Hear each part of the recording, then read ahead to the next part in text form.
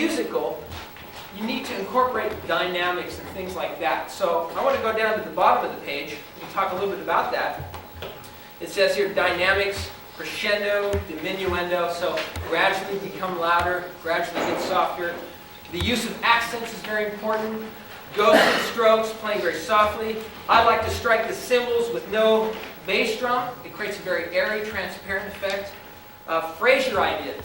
I play 4-bar phrases. All music is written in even-numbered phrases, so you want your ideas to have that sort of musical quality.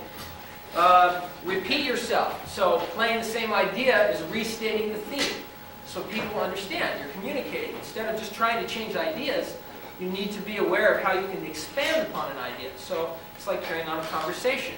If this person all of a sudden changes something, whether ice cream, I like it. I went camping the other day. It was nice marshmallows. You know, it wouldn't make any sense. You're communicating about this particular subject, and you may elaborate on it, but it's still relative. The thread throughout the conversation, or the thread throughout the solo, is a particular idea that you're expressing and developing. So that's what I mean by repeat yourself, not da-da, just all day long. That's a drag, okay? Theme and variation is another way to look at it. I've established a theme. Now I'm going to do a variety of variations based upon that theme, okay? Another analogy to look at soloing is view it like you would an essay paper. Popular subject. Where you pick a topic and you're assigned a 500 to 1,000 word paper all on that one topic. So what you want to do is you have your introductory paragraph where you state the initial theme. The body of the paper is where you explore all the different subdivisions or rhythmic possibilities. And the conclusion is where you sort of come back to what you initially started with to sort of tie everything together. So that's one analogy to thinking in terms of an open or extended drum solo. Theme and variation.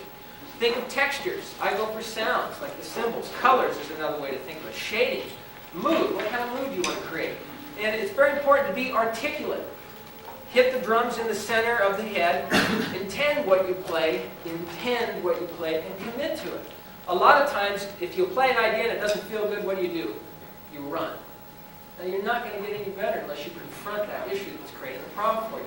So one of the challenges for me is to do things like clinics in front of a group of people, but also when I play ideas, I try to commit to it. Instead of going, oh, that didn't work, and just bagging it, I say, now wait a minute, very quickly. I try to make it work. So all wrong notes can be right notes if you intend them, okay?